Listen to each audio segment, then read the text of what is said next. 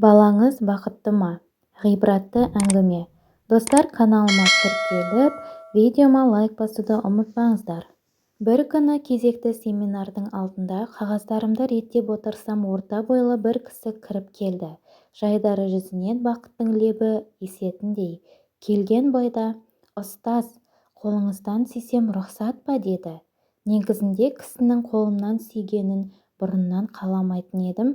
Жігіттің көңілін жықпайын деп, «Қаласаң, қолымнан емес, бетімнен сүй». Ол да қапсырып құшақтаған бойда бетімнен сүйді. «Я, жігітім, не үшін қолымнан сүйгің келді? Қонағым ағынан жарыла кетті», деді ұстаз. «Ұстаз, осыдан нақ 3 жыл бұрын сіздің семинарыңызға қатыстым. Білесіз бе, менің өмірім тап сол күннен бастап толықтай өзгеріске ұшырады. Сол семинардан кейін бақытты отбасым бар. Сізге алғыс айтып, қолыңызды сүйгім келді», деді. «Соншалықты не айтып едім, тоба?» деді ұстаз. Сол кезде жігіт 3 жыл бұрын жұмыс барысымен қалаға келіп, сіздің бір семинарыңызға қатысу нәсіп болды. Семинарыңызды қорытындылай келе, адам өмірінің ең маңызды кезеңі балалық шағы. Балалық шақтың қызығына тойып өспеген сәбидің алдағы өмірінде бақытты болуы екі талай. Қандай да бір ата-ананың ең басты міндеті ойын баласының ойынға қалауынша қандыра білуінде. Бұл әрбір әкенің басты міндеті деген болатынсыз. Сәл үнсіз тосылып, есіне әлденелерді түсіргендей. Осы сөздеріңізді естіген сәтте терең ойға шомылдым. Әке болып баламды қандай қуанышқа бөледім. Бұндай сұраққа бұрын-соңды бас қатырмаппын да. Ойлап қарасам, өмірімде баламды қуантуға, ойнатуға немесе көңіл бөлуге еш әрекет жасамаппын. 9 жастағы ұлым мені көре сала, ынжырғасы түсіп, көзіме көрінбеуге тырысады. Не үшін менен құтылуға асығатынын білемісіз, ұстаз, деді. Не үшін, деді. Өйткені баламды көрісімен, үй тапсырмасын орындадың ба деген сұрақтардан бастайтынмын. Ұлым ынжырғасы түсіп төмен қарап орындамаған түр танытады. Ашуға булығып ауыр сөздер айтып, арғы жағын айтуға аузым да бармайды. Терең күрсінді. Семинар біткен соң жол бойы ойландым. Автобуста мүлде ұйықтай алмадым. Содан не керек, үйге келіп, әйеліммен ақылдасуды жөн көрдім. Кешкісін балам ұйықтаған соң жұбайымды үстел басына шақырып, бүгін мен керемет бір семинарға қатыстым. Бала тәрбиесіне қатысты көп пайдалы кеңестер алдым. Түсінгенім, біз баламызға жақсы ата-ана бола алмай жүрген сыңайлымыз. Мейлі, сабағын оқымаса оқымай-ақ қойсыншы. Ең бастысы балалық шақтың қызығынан құр қалмаса деймін. Қалай ойлайсың, дедім. Әйелім, сен не деп отырсың? Қанша уақытыңды құртып барғаныңдағы естігенің осы бөз сөздер ме? Оқымаса оқымасын дегеннің қайсысқаның? Оқиды, оқуға міндетті. Басқа балалардан қай жері кем бұның, деп түсіне алмады. Алайда әйеліме кінә тақпаймын. Қандай ана өз баласының жаман болғанын қаласын. Содан кейін не болды, деді ұстаз. Әйелімді 3 күн жүріп әсер көндірдім. Ақырында не істесең де өзің білші деген жауап алдым. Кешкісін жұмыстан келген соң баламнан әдеттегіден бөлек көңіл күймен, бүгін достарыңмен көңілің қалағанша асыр салып ойнай алдың ба деп сұрадым. Балам болса жоқ, деді. Олай болса неге ойнамасқа деп баламды аулаға алып шықтым. Біздің сыртқа шыққанымызды көрген баламның достары да жинала кетті. Сол күні кешкі 6-дан қас қарайғанға дейін көшеде ойнадық. Жаңылмасам 8-9 шамасында үйге кірдік. Бір керемет күн болды.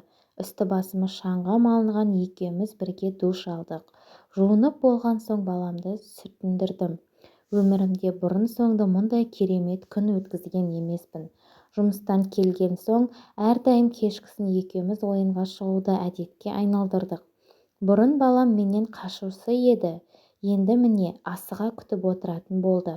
Осылай әр күніміз жалғаса берді.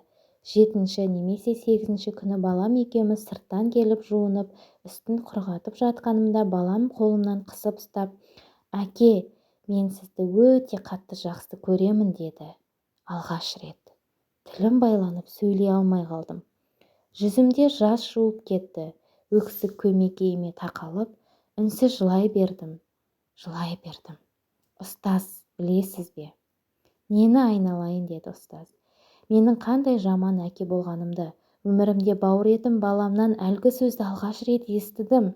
Егер өмірден бала жүрегінен шыққан жылы сөзді ести алмағанымда, қандай ғапыл күй кешер едім, деді. Ұстаз сонда, олай демегін, ең бастысы дер кезінде мәселені ушықтырмай реттей алыпсың. Кейбір кісілер әлі күнге дейін балаларына қаталдық танытып, бала көңіліне қаяу түсіреді. Сөзіңді бөліп жібердім, ренжіме, әрмен қарай не болды? Бір күні баламның сынып жетекшісі ата-ана жиналысына шақырды. Әйелімді бірге баруға көндіруге қанша тырыссам да, онымен ештеңе шықпады. Мұғалімдердің одан қалса басқа ата-аналардың шағымынан әбден шаршаса керек. Жалғыз баруға тура келді. Жиналысқа кешігіп келдім. Не де болса шағымды ең соңында естейінмін деп артқы орындыққа отырдым. Жиналыс бітті. Ата-аналар сынып жетекшісімен жеке-жеке жолығып жатыр. Бәрі жұмыстарын бітіріп кетті. Кезек маған да келді. Алдыңғы партаға жайғастым. Сынып жетекшісі бетіме қарап жымиып, айтыңызшы, сіз балаңызға не істеп қойдыңыз, деді. Мен де сасқалақтап, үлгерімі мүлде жаман ба деппін. Сіз айтқаныңызша құпия болмаса, расымен балаңызға не істедіңіз, деді. Қандай да бір ата-анадан менің баламның үстінен шағым түсті ме? Әлде үлгерімі мүлде нашар болғаны ма, деді. Жоқ, мүлде олай емес. Керісінше, аз уақыттың ішінде балаңыздың сабақ үлгерімі, тәртібі, тіпті мінезі де күрт өзгерді. Бұрын сабағына селқос қарайтын, күніге сыныптағы достарын ренжітіп ескерту алатын еді. Айтыңызшы, қандай амалға бардыңыз, деді. Мен жылаған күйі тапжылмай отырып қалдым. Қолымнан келген жалғыз нәрсе ол да жылау. Құдайым-ау, балапанымды өз қолыммен қор қылып жүрген екенмін ғой. Егілген бойда үйге келдім. Жылай-жылай көзім жабылуға аз қалған болатын. Есікті ашқан әйелім жас жуып кеткен жүзімді көріп, не болды, үлгерімі мүлдем нашар ма деп сұрағанда, қолымнан келгенде әйелімді құшақтап алып жылай беріппін. Ұстаз, сізге алғысым шексіз. Маған бақытқа жетудің жолын сіз көрсетпегенде қалай болар еді? Сол күннен бері бақытты шаңырақ аясында өмір сүріп жатқан жайымыз бар. Осы себепті сәлем беріп, қолыңыздан сүйіп кетуді жөн көрдім. Сізге Алла разы болсын. Достар, ғибратты әңгіме ұнаса, менің каналыма тіркеліп, менің плейлисті деген бөліміндегі қазақша әңгімелер жинағы және де тағы да басқа пайдалы видеоларымды көруге ұсынамын. Барлықтарыңызға рахмет. Каналыма тіркеліп, видеома лайк басуды ұмытпаңыздар.